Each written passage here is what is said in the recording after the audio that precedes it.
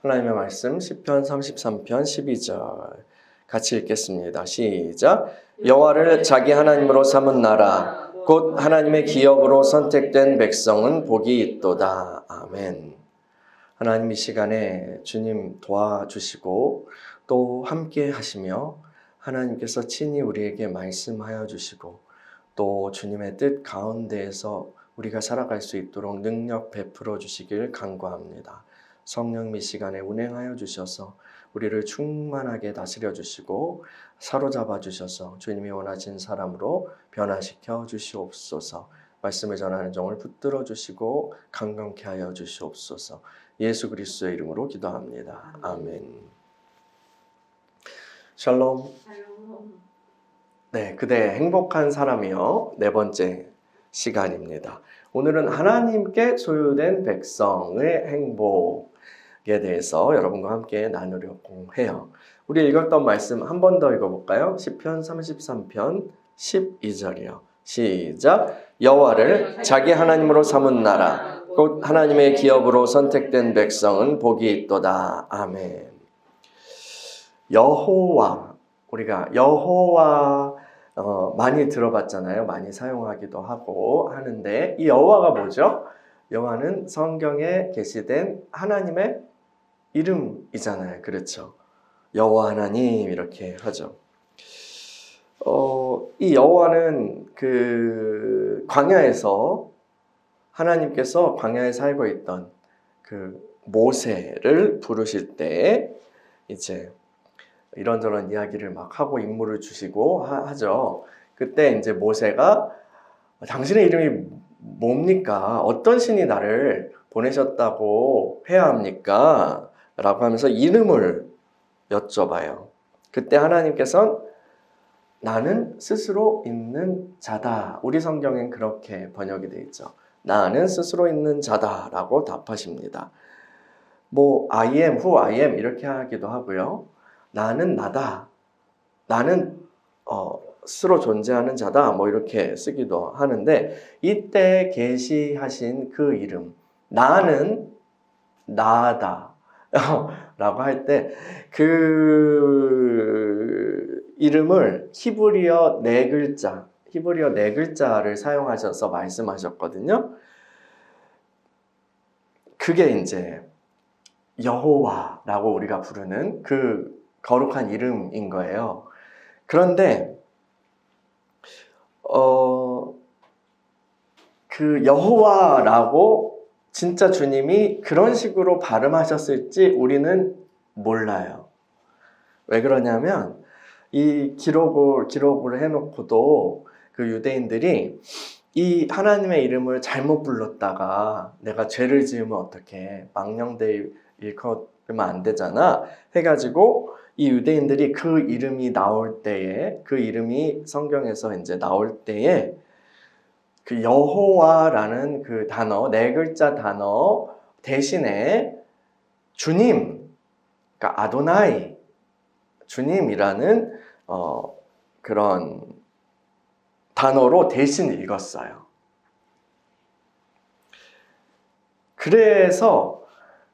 그러다 보니까 그 이름을, 네 글자 이 단어 이름을 원래 어떻게 읽었는지 아무도 기억을 못하게 돼버렸어요. 근데 왜 어떻게 여호와라고 읽느냐? 이거는 그 네 글자 단어에 이 아도나이, 주님의 모음을 붙이는 거예요. 모음을 붙여서 히브리 단어는 모음이 없어요. 그래서 그 특이한 글자인데 그 아도나이라는 것의 모음을 이 네 글자에 붙여서 읽은 것이 여호와예요. 그래서 어떤 그 학자들은 혹은 어떤 성경들은 야훼라고 그렇게 쓰기도 하죠. 그게 오히려 그 네 글자 원래 발음에 가깝지 않았을까라고 사람들이 생각하는 거예요. 어쨌든 이 여호와는 성경의 하나님, 특히 아브라함과 이삭과 야곱에게 자신을 계시하신, 또 모세에게 자신을 계시하신 그 하나님의 이름을 가리키는 거예요. 근데 그 12절에 보니까 여호와를 자기 하나님으로 삼은 나라 이렇게 돼 있어요. 그거는 여호와를 자기 신으로 여호와 신을 자기 신으로 섬기는 나라라는 그런 의미예요. 여호와 신을 섬기는 나라요. 당시에 그 고대 근동 지역에는 그 각 나라와 족속마다 다 신이 있었어요. 신들이 있었죠. 뭐 바알, 그모스 이런 이름 많이 들어보셨잖아요. 또 해와 달, 애굽에도 신이 많잖아요. 근데 라, 해의 신이죠. 태양의 신이죠. 뭐 달의 신도 있고 이렇게 여러 신을 섬겼는데 각 나라의 백성들은 그 신의 권속이에요. 그 신에 속한 백성들이란 뜻이에요. 소유물들이에요. 그 신의 보호를 그래서 받아요. 어떤 나라가 번영하고 또 승리하고 이렇게 하는 거는 그 나라의 신의 능력, 그 나라의 신의 능력과 영광으로 여겨졌어요. 그래서요, 여러분, 뭐, 열왕기나 아니면 역대기 이렇게 보시면요, 어떤 왕들이 그 강력한 제국에 이렇게 눌리잖아요. 굉장히 큰 힘센 나라에 가가지고 그 신을 막 수입해와요. 그 신을 어떻게 섬기지? 그 신의 그 신전을 어떻게 하지? 해가지고 이스라엘로, 유다로 이렇게 수입해온 사람들이 있어요. 그 신을 섬기면 나도 그 힘을 갖게 되겠지라는 마음인 거죠. 근데 이 신들은 각 나라의 그런 신들은 서로 경쟁은 해요. 서로 경쟁하지만 배타적이지 않아요. 무슨 말이냐면 각자 그냥 신들이 싸움도 하고 누가 이기고 지고 굴복도 하고 하는데 그 존재 자체를 부정하지 않는다고요. 니넨 신이 아니야 라고 얘기하진 않는다고요. 그래서 그 결국 주신이 있지만 주신이 각 나라에 주된 어떤 신이 있지만 여러 다른 신이 있는 다신교 사회인 거죠. 그래서 그 신들은 그 자기 백성들이 나를 섬기지만 내게 속해 있지만 또 다른 신에게 왔다가 저로 가서 도움받고 뭐 이렇게 곡물의 신에게 갔다가 비의 신에게 갔다 병 고치는 신에게 갔다가 이렇게 해도 큰 문제를 제기하지 않아요. 신들이요. 이 신들은 정확하게는 그 신을 섬기는 제사장과 교리겠죠. 제물만 잘 바치면 이방 종교는 제물만 잘 바치면 그에 합당한 축복이나 능력을 베풀어 줘요. 그런데 여호와 신은 좀 이상해요. 여호와 신은 오직 나만 섬겨라. 여호와만 섬겨라. 그리고 예배해라. 나만 참 신이다라고 그렇게 요구하고 얘기하는 신이에요. 그러니까 여호와를 섬기려면 다른 신들을 버려야만 했다는 거예요. 그래서 여호와를 자기 하나님으로 삼은 나라, 곧 하나님의 기업으로 선택된 백성 복이 있도다라고 얘기할 때 이 시편 기자는 다른 많은 신들을 버리고 배제하고 여호와 하나님 한 분만을 섬기는 백성, 그런 나라를 전제하고 얘기하는 거예요.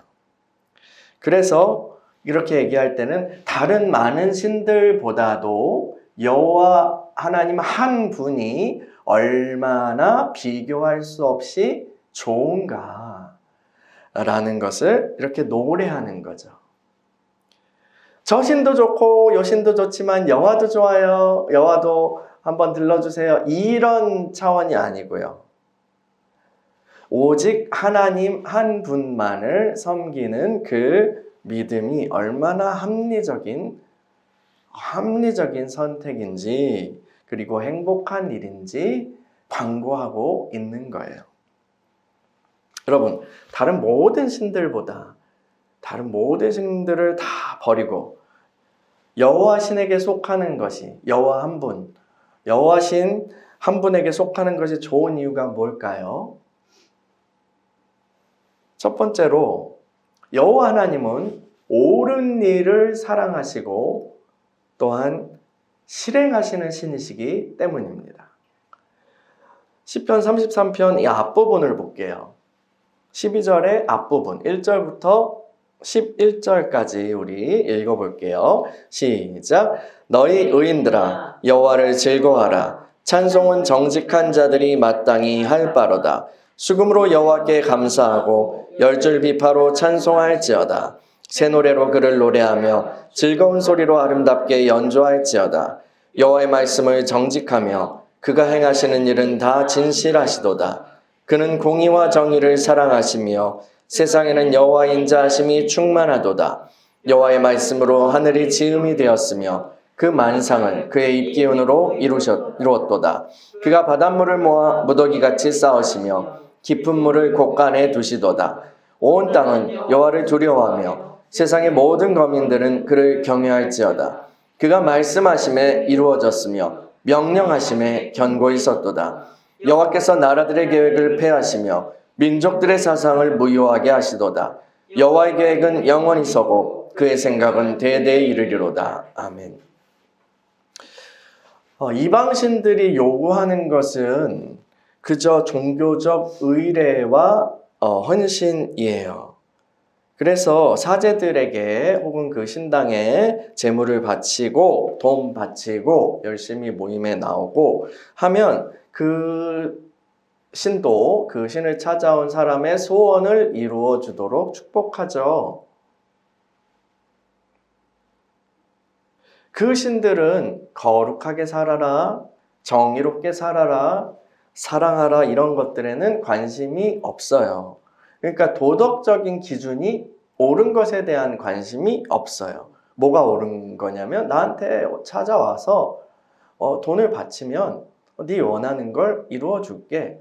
그게 전부인 거예요. 반면에 여호와 하나님은 올바른 삶을 요구하세요. 올바른 삶을 요구하세요. 그래서 율법에서 이거는 안 되고 저것도 안 되고 그래서 요구하시는 것이 너무 많아요. 아무리 많은 재물을 바친다 해도 여호와 신께 아무리 많은 재물을 가지고 바친다고 해도 그 사람의 중심, 동기와 목적이 올바르지 않다면 복을 주지 않아요. 성경이 그런 이야기로 가득한 거죠. 그죠? 순종이 제사보다 낫다. 야, 너희가 공의롭게 살지 않고 사람들을 학대하면서 그렇게 나한테 재물 가지고 오고 그렇게 성전에서 예배한다고 하고 찬양한다고 하고 나는 그거 안 받는다. 여호와 씨는 까탈스러워요. 한마디로 관리가 안 돼요. 여호와 씨는 여호와 하나님은 뇌물을 통해서 움직일 수 있는 신이 아니에요. 그래서 많은 사람들이 이 여호와 신을 섬기다가 까탈스러워 짜증나 해서 이방신들에게 이스라엘 백성들도 이제 매력을 느끼기 시작하는 거죠. 대부분의 사람들은 그럴 거예요. 이방신들 너무 편해요. 묻지도 따지지도 않고 헌금해서 축복. 재물이 얼마 어떤 거야? 소? 아이고 2배 축복. 그 사람이 뭘 하려고 하고 중심이 어떻고 어떤 사람인지 상관이 없다고요.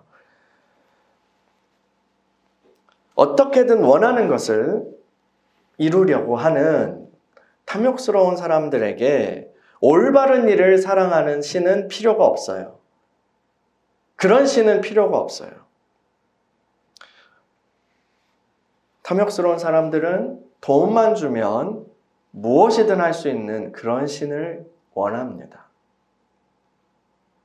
올바른 가치를 배제하고 이득을 따라 능력을 베풀어주는 그런 신이요. 여러분, 하나님에게도 우리는 감사의 제사를 드리고 예물을 드리고 예배에 나와서 주님을 섬기고 하는 요소가 있어요. 그렇죠? 그 중요해요. 신명기에서도 그걸 가르치잖아요. 절기와 모임들과 제사들 어떻게 섬겨야 되는지, 예물을 어떻게 드려야 되는지. 이게 중요해요. 그런데 그게 전부가 아니라는 거죠. 그것만 남게 되고 그것만 강조하고 다른 것을 배제, 하나님께서 말씀하신 다른 것은 배제해 버린다면 그건 이방의 여타 신들과 다를 바 없는 거예요.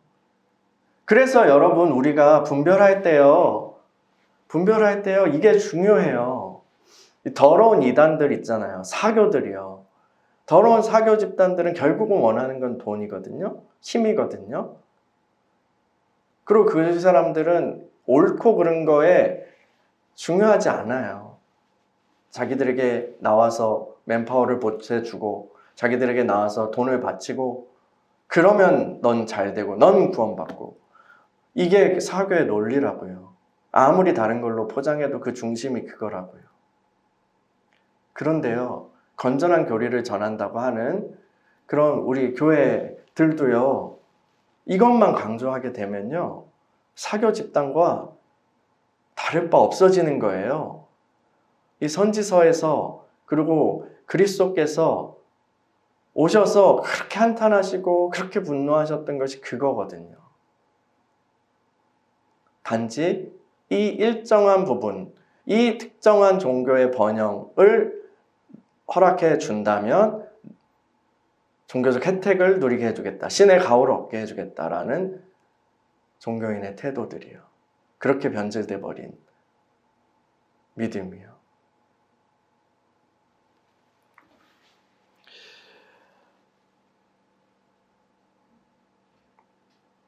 그런 신을 섬기는 사람들이 만들어가는 세상은요, 약육강식의 세상이 되어요. 강한 자가 기준이 되는 세상이요. 가진 자가 기준이 되는 세상이요.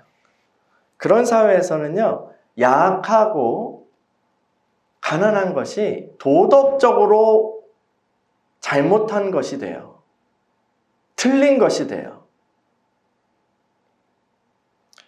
폭력으로 사람들을 억압하고 착취하는 사람들이 잘못된 것이 아니라 약해서 당하는 거지. 약한 놈이 뭘 할 말이 있어. 그 약해서 당하고 자란 사람들이 잘못인 거예요.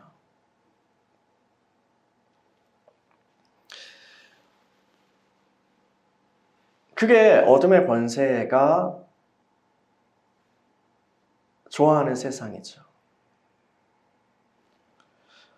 이 세상의 흐름을 그렇게 만들려고 하고 그렇게 이끌고 가는 것들이 바울이 말한 그런 어둠의 권세, 하늘에 있는 그런 악한 영들이고 결국은 사탄이죠. 사탄이 이 세상의 임금이라고 하잖아요. 근데 이러한 사회 속에서도 소수의 사람들이 양심을 지키면서 살아가려고 해요. 양심을 지키면서 살아가려고 하는 소수의 사람들이 있어요. 모두 다 이기적으로 굴어도 이 사람들은 양심의 소리를 외면하지 않아요. 어떻게든 올바르게 살아가려고 몸부림쳐요. 그래서 필연적으로 이런 삶을 선택하는 사람들은, 이런 갈망을 가진 사람들은 이 세상에서 내적으로 혹은 외적으로 고통을 겪게 됩니다. 이러한 사람들에게 여호와 하나님의 존재는 참으로 기쁜 소식이 아닐 수 없어요. 왜요? 여호와 하나님은 옳은 것을 사랑하시는 분이거든요. 여호와 하나님은 정직한 자들, 양심을 지키며 사는, 어떻게든 그 방향으로 사려고 하는 사람들의 그 마음과 올바른 행위를 지지하시는 신이거든요. 그것이 옳다라고 말해주시는 분이거든요. 또 그 분 자신이 옳음의 기준이 되시는 분이시죠.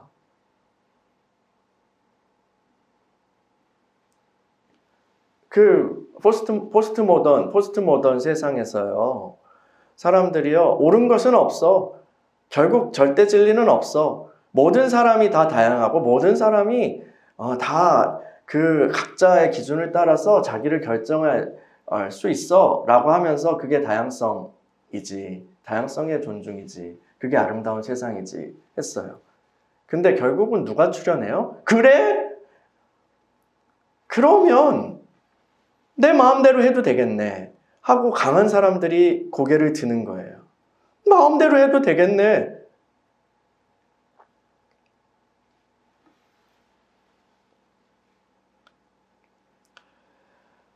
그러나 여호와 하나님은 옳음의 기준이 되시고 옳음이 있다 말씀하시는 거예요. 그 기준이 있다. 그래서 시편 기자는 여호와를 즐거워하고 찬송하는 것은 정직한 자들이 마땅히 행할 바입니다 라고 말하는 거죠. 그래서 이 세상에서 양심을 지키며 옳은 것이 있다고 그 삶을 추구하고 살아가려고 몸부림치는 사람들이라면 그것이 아주 작은 빛으로 말미암는 거일지라도 그것은 하나님께서 그에게 주신 은총이고, 그러므로 여호와 하나님에게 나와 그분을 찬양하는 것이야말로 마땅히 행할 바이다 라고 얘기하는 거예요. 왜 악한 자들이 이 세상에서 그 대가를 치르지 않지? 오히려 좋은 보상을 받는 것 같지? 이런 질문과 탄식을 가지고 마음을 상하며 살아가는 사람들에게 여호와 하나님의 존재는 위로와 또한 해답이 되는 것입니다. 근데 여러분, 제가 여호와 하나님은 옳은 것을 사랑하시는 신이고 또한 그것을 실행하시는 분이다 라고 말씀드렸어요. 여러분, 올바른 것을 사랑하고 좋아하는 사람들이 있어요. 그것을 얘기할 수 있어요. 그런데 그 일을 실행할 실력과 힘이 없다면 어떻게 될까요? 우리는요, 좋은 의도를 가진 사람들이 나쁜 결과를 만드는 것을 종종, 아주 자주 경험해요. 대표적으로 뭐예요? 대표적으로요, 공산주의 혁명이었잖아요. 좋은 의도를 가지고 뭔가를 해보지만 그 방법과 그 지향점이 그들의 힘이 있었죠. 근데 결국 만든 건 뭐예요? 지옥도였잖아요. 그리고 결국 스스로 붕괴했죠.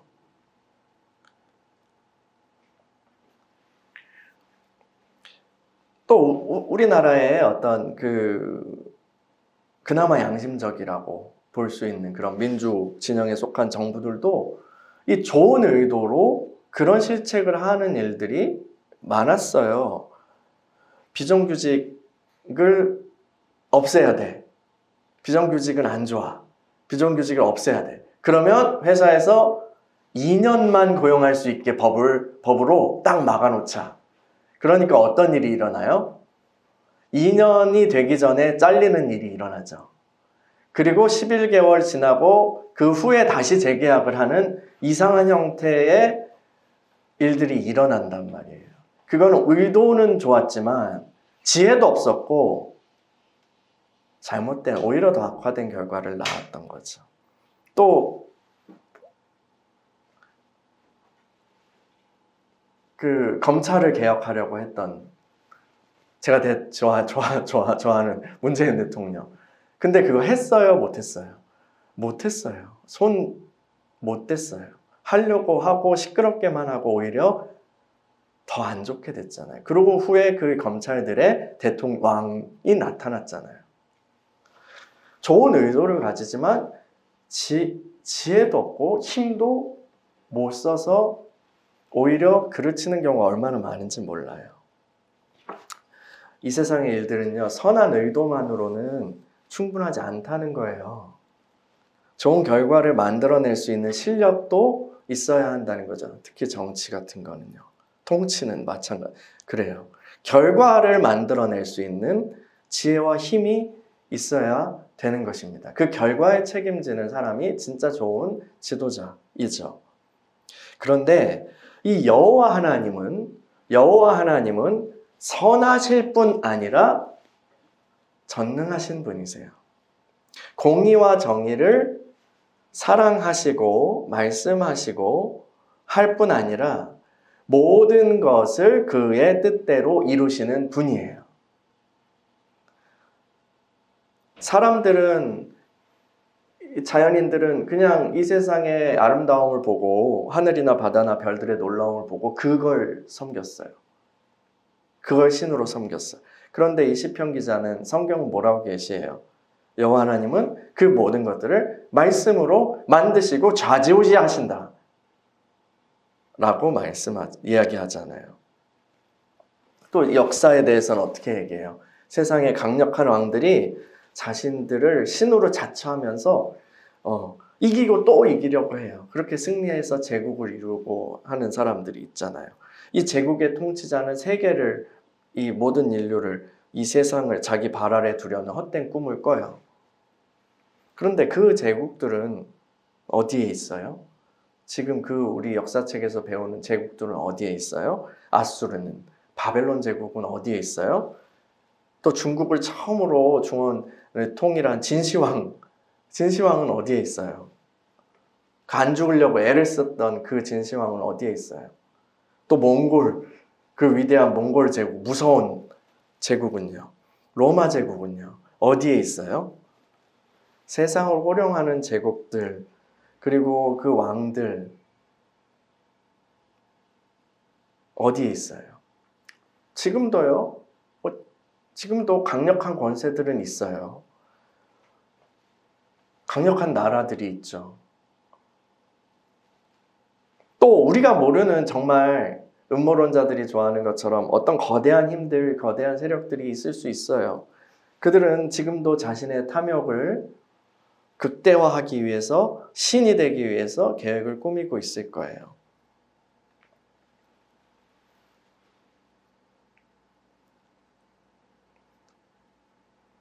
그런데 성경이 말해요. 시편 33편 10에서 11절을 읽어보세요. 10에서 11절. 시작. 여호와께서 나라들의 계획을 폐하시며 민족들의 사상을 무효하게 하시도다. 여호와의 계획은 영원히 서고 그의 생각은 대대에 이르리로다. 아멘.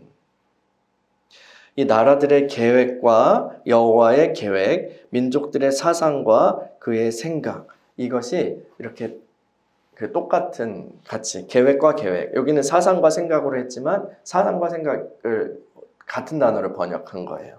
근데 나라들의 계획과 민족들의 사상은 아무리 그렇게 도모하고 꾸며고 뭔가 하려고 하지만 하나님께서 그것을 무로 돌리신다는 거예요.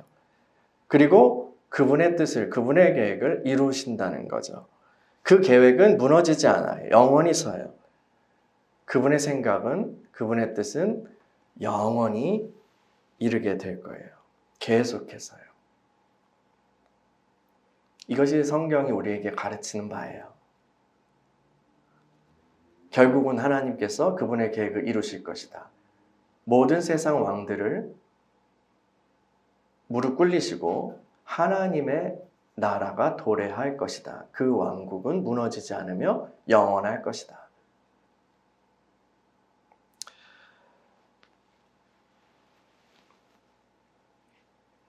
사람들은요, 꼭 그 거대한 힘을 가진 사람들뿐 아니라 우리 같은 사람들도, 개개인들도 다 계획이 있고 생각이 있어요. 그렇죠? 사실 우리 각자가 왕처럼 살아가요. 내 삶에서. 내 마음의 왕좌에 내가 앉아서. 다 계획이 있고 생각이 있죠. 물론 계획하고 생각하는 능력 하나님께 주신 거죠. 그런데 결국 성취되는 계획과 이루어지는 생각은 누구의 것일까요? 누구의 것일까요? 여호와 하나님의 뜻이 이루어질 것입니다. 결국은요. 다른 모든 계획들은 무력화되고 하나님의 계획이 성취될 것입니다. 그분의 뜻에 합한다면 우리의 계획이 설 것이고 그분과 반대된다면 무력화될 거예요. 결국은 성경은 얘기해요. 결국은 올바른 일이 이루어질 것입니다. 공의와 사랑의 세상이 올 것입니다. 모든 것은 제자리로 돌아갈 것입니다. 그러므로 여러분, 그 여호와를, 그 여호와 신을 자기 신으로 하나님으로 삼는 나라, 그분께 속한 그분의 소유된 백성들이야말로 행복한 것입니다. 그 나라, 그분의 통치를 받는 사람들이야말로 행복한 거예요. 여러분, 알렉산더 대왕이 잘 나갈 때는 거기 있는 게 편하겠죠. 근데 세계 정복하긴 했는데 바로 죽었잖아요. 하나님 나라는 쇠하지 않아요. 영영이 설 거예요. 어느 나라에 있는 것이 좋겠어요. 최강대국 미국이 막 이상해지고 있어서 불안하잖아요. 미국 시민들도 이게 뭐야 라고 하죠. 우리나라가 이게 기업들이 이제 막 해고도 하고 어렵고 경쟁도 심해지고 하면서 이제 공무원을 해야 돼. 철밥통은 공무원밖에 없어 해서 공무원으로 이렇게 가요. 나라는 안 망할 거야. 근데 나라도 망하죠. 망할 뻔했죠, 우리나라. 여러분, 하나님의 나라의 백성, 하나님의 소유된 백성이야말로 참으로 행복한 줄 믿습니다. 시편 기자는 한 번 더 힘줘서 여호와 하나님을 광고해요. 다른 모든 신들보다 여호와 신에게 속하는 것이 좋은 이유가 뭘까요? 두 번째, 오직 여호와 하나님만이 우리를 구원할 수 있는 신이기 때문입니다. 이 12절의 그 밑에 있는 나머지 후반부 읽어볼게요. 시편 33편 13에서 22절이요. 같이 읽어볼게요. 시작. 여호와께서 하늘에서 굽어보사 모든 인생을 살피시며 곧 그가 거하시는 곳에서 세상의 모든 거민들을 굽어 살피시는도다. 그는 그들 모두의 마음을 지으시며 그들이 하는 일을 굽어 살피시는 이로다. 많은 군대로 구원 얻은 왕이 없으며 용사가 힘이 세어도 스스로 구원하지 못하는도다. 구원하는데 군마는 헛되며 군대가 많다 하여도 능히 구하지 못하는도다. 여호와는 그를 경외하는 자, 곧 그의 인자하심을 바라는 자를 살피사 그들의 영혼을 사망에서 건지시며 그들의 굶주실 때 그들을 살리시는도다. 우리 영혼이 여호와를 바라며 그는 우리의 도움과 방패시로다. 우리 마음이 그를 즐거워하며 우리가 그의 성호를 의지하였기 때문이로다. 여호와여, 우리가 주께 바라는 대로 주의 인자하심을 우리에게 베푸소서. 아멘. 하늘의 하나님께서 이 땅을 굽어 보십니다. 하늘 보좌에서 이 세상의 사람들을 살피십니다. 근데요, 그냥 구경하시는 거예요? 그렇지 않아요. 하나하나 판단하시는 거예요. 사람의 마음을 만드신 하나님께서는 모든 사람들의 마음과 행동을 다 알고 계십니다. 그래서 그 책이 있다고 성경에서 표현하잖아요. 각 사람의 행위가 담긴 책이에요. 올바르신 여호와 하나님께서 결국은 그걸 다 보고 계시고 오실 거예요. 올바른 일을 하러 오실 거예요. 주님께서 오셔서 심판하시고 모든 것을 새롭게 하실 거예요.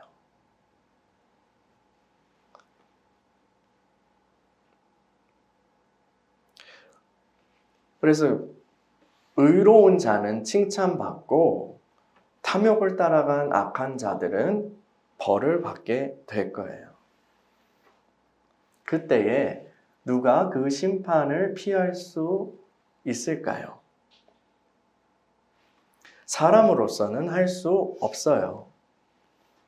강력한 권세들도 할 수 없어요. 핵무기로도 하나님의 심판을 막을 수 없어요. 오직 여호와 하나님 자신만이 우리를 구원하실 수 있는 분이세요.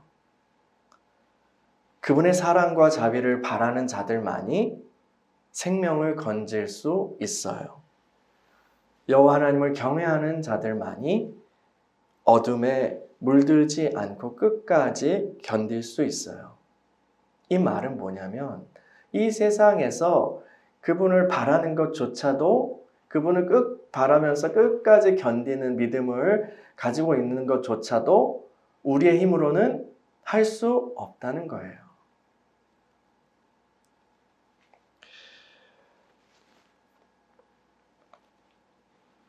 21절 보세요. 우리 마음이 그를 즐거워하며 우리가 그의 성호를 의지하였기 때문이로다. 이렇게 해요.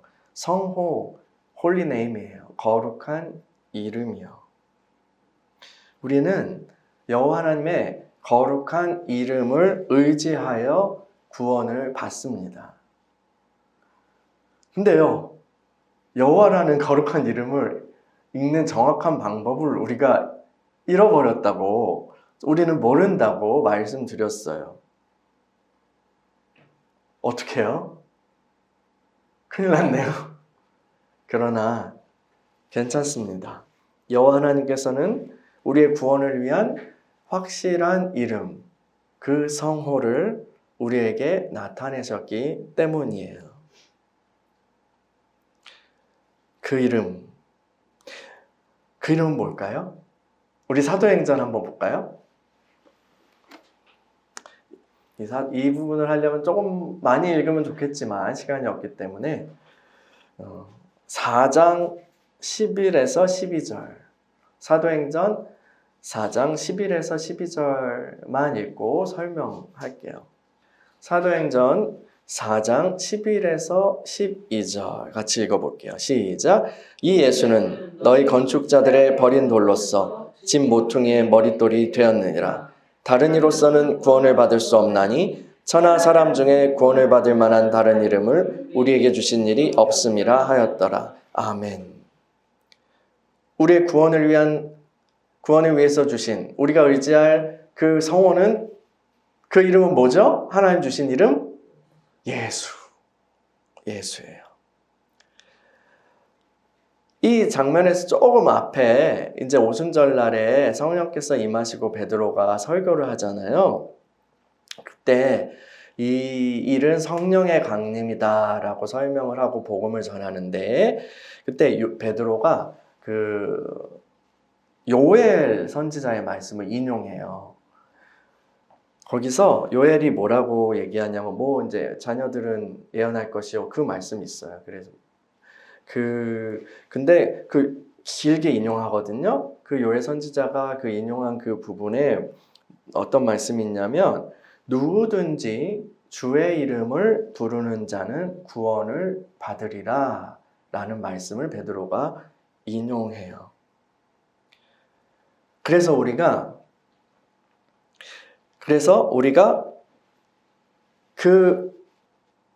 요엘 선지자의 말씀을 찾아봐야지 하고 요엘서로 딱 가면 거기에 어떻게 번역되어 있을까요? 누구든지 우리가 가진 성경에 누구든지 여호와의 이름을 부르는 자는 구원을 얻으리라 이렇게 돼 있어요.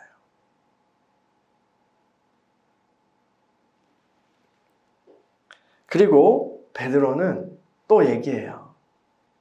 하나님께서 당신들이 죽인 그 예수를 다시 살리시고 주와 그리스도가 되게 하셨다 라고 얘기해요. 그 주가 바로 여호와, 주의 이름을 부르는 자는 구원 얻으리라 의 주님인 거죠. 그래서 우리는 누구의 이름으로 구원을 받아요? 예수의 이름을 부름으로 구원을 받습니다. 여러분, 하나님 나라가 임할 것입니다. 그리스도교의 복음이 이거예요. 예수님이 오셔서 하나님 나라 복음을 전하신 거예요. 하나님 나라 가까이 왔어. 하나님 나라가 가까이 왔어. 그래서 우리는 하나님 나라가 임한다라는 것을 꼭 기억해야 돼요. 하나님 나라가 임할 것입니다. 하나님의 왕국이 임할 거예요. 그분이 오르신 분께서 모든 것을 옳게 만드실 거예요. 하나님 나라가 임하고 그분이 다스리시는 그 나라는 모든 것이 새롭게 된 그 나라에는 누가 들어갈 수 있어요? 누가 들어갈 수 있어요? 오직 예수 이름으로. 오직 예수 이름을 믿는 자들만 들어갈 수 있어요. 우리는 본래 이방인들이었어요. 우리는 본래 불순종의 아들들 가운데 역사하는 영, 그 영을 따라서 그렇게 죽을 수밖에 없었던 우리들이에요. 그러나 주님께서 은총을 베푸셔서 우리 안에 선한 일을 행하시고 예수의 이름을 듣게 하시고 그 예수의 이름을 부르고 거룩한 이름 안에서 하나님의 백성이 되었어요. 그리고 그 이름 안에서 하나님의 통치를 경험하고 하나님의 사랑을 받고 있어요. 하나님의 사랑을 그 이름 안에서 받고 있어요. 그 사랑은 우리의 어떠함, 우리의 이름으로는 하나님 앞에 도무지 받을 수 없는 사랑이에요. 우리의 이름으로 하나님께 나아가면 우리는 진노, 그분의 진노만 받을 뿐이에요. 그러나 예수 안에서 우리가 예수 안에서 하나님께 나아가니까 무엇을 받아요? 하나님의 놀라운 사랑을 받게 되는 거예요. 실패함 없는 사랑이요. 견고한 사랑이요. 흔들림 없는 그 사랑을 받게 되는 거예요. 이 세상의 어떤 것도 그 사랑에서 우리를 끊을 수가 없어요. 그래서 바울이 이렇게 외치잖아요. 로마서 8장 가볼게요. 로마서 8장. 멋진 말씀이죠. 자주 읽는 말씀이에요.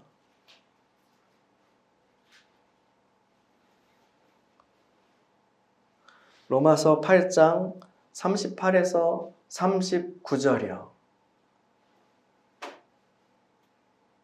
우리 같이 읽어볼게요. 시작. 내가 확신하노니 사망이나 생명이나 천사들이나 권세자들이나 현재일이나 장래일이나 능력이나 높음이나 기쁨이나 다른 어떤 피조물이라도 우리를 우리 주 그리스도 예수 안에 있는 하나님의 사랑에서 끊을 수 없으리라. 아멘.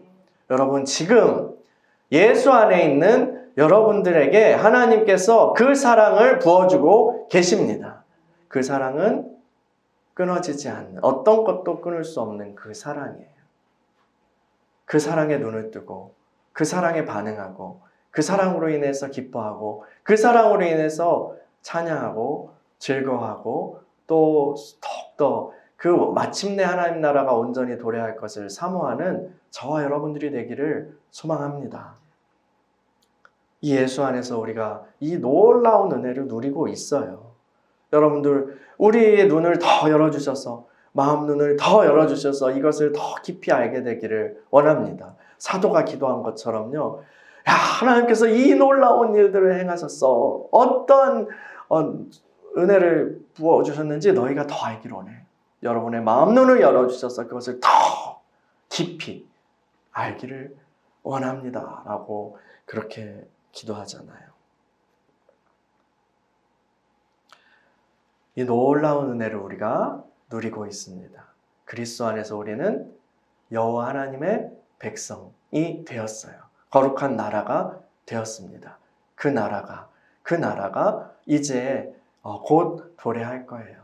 그 나라가 마침내 이곳에 도래할 거예요. 그래서 우리는 날마다 나라의 임하옵시며 라고 갈망하는 자들이에요. 그 나라를 바라보고 그 나라에서 유명해지고 그 나라에서 부자가 되더라도 그 나라에서 부자가 되고 그 나라에서 실력 있는 자가 될 것을 꿈꾸며 살아가는 자들이 바로 저와 여러분인 줄 믿습니다. 그것이 우리의 가치고 그것이 우리의 기준입니다. 여러분, 무엇보다도 그 은혜를, 우리가 받은 은혜를 더 알고 그러므로 기뻐하며 찬양하며 살아가는 우리가 되기를 원합니다. 우리는 참으로 행복한 사람들입니다. 할렐루야. 우리 같이 기도하겠습니다.